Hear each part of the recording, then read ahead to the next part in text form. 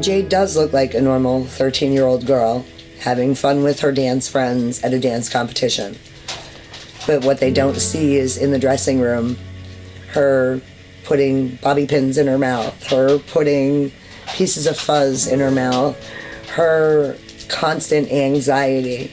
They don't see the nights that we've spent in the hospital because she ate something.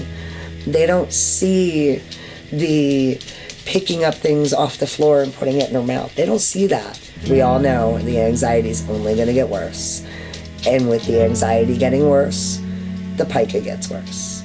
We found out when she was 4.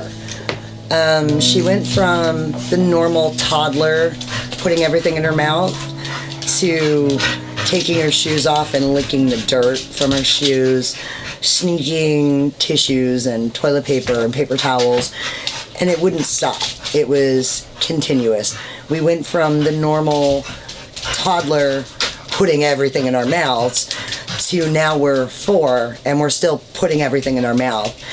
And when you would correct her, she didn't realize it was in her mouth. But we noticed something just wasn't right. And the doctor had looked into it. Her pediatrician at that time had looked into it. He really didn't have, I don't think he had any PICA cases at that point. So he was very unsure. When he had realized what she was eating and the research that he had done and the tests that he had performed, that she did have PICA. It started out very simple. Sand, dirt, paper towels, toilet paper, tissues. As she had gotten older, her niches changed. We graduated from that to pencils. And it was funny because I was always told by many people, there is no lead in pencils. So my concern was that this kid, in the matter of 2 school days, ate 13 pencils. But because of how many she ate is what gave her the lead poisoning. Now, granted, it wasn't off the charts lead poisoning to cause brain damage or anything like that. She spent 2-3 days in the hospital. Nothing major. Then we, at one point in time, graduated to hand sanitizer, which was the end of 3rd grade. Roughly around the end of 3rd grade, she ended up with alcohol poisoning. For a child, going to the hand sanitizer every time she'd cough or sneeze was no big deal.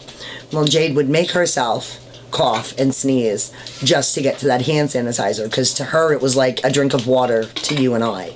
She needed it. She didn't know why she needed it. She just needed it. After realizing she had approximately gone through about a bottle of hand sanitizer in a 2-day period.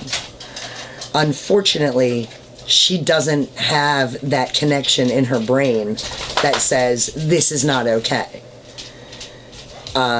She knows what food is, she knows what gum is, she knows what candy is. However, when her anxiety hits a certain point, the first thing for her to do is put something in her mouth.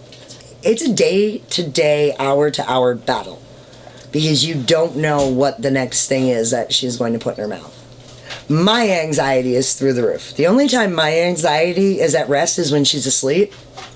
I am so scared of that what if one day one of us can't save her and we are 15 minutes from the hospital.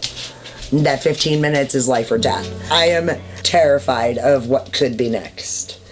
Just because pencils, erasers, markers, hand sanitizers, and nail polishes, what it is right now, doesn't mean it can't turn into rocks, glass, formaldehyde. Like, I mean, it could be anything. I don't know, and that fear will live with me forever. I basically just black out, kind of. Like, I don't even know what's going on, and then somebody says, like, get it out of your mouth. I'm like, what? Like, and then it comes to me like, oh, there's something in my mouth. It feels really weird, because it feels like, where have I been? Like, how long have I been under it for, you know? It's changed my life a lot, I guess, yeah. I mean, I guess the disorder, I mean, why me, you know? Why did I have to have it? No, but it is what it is. Like, basically my theory is that, like, if I get the dog in a few years from now, we will be having a birthday instead of a funeral.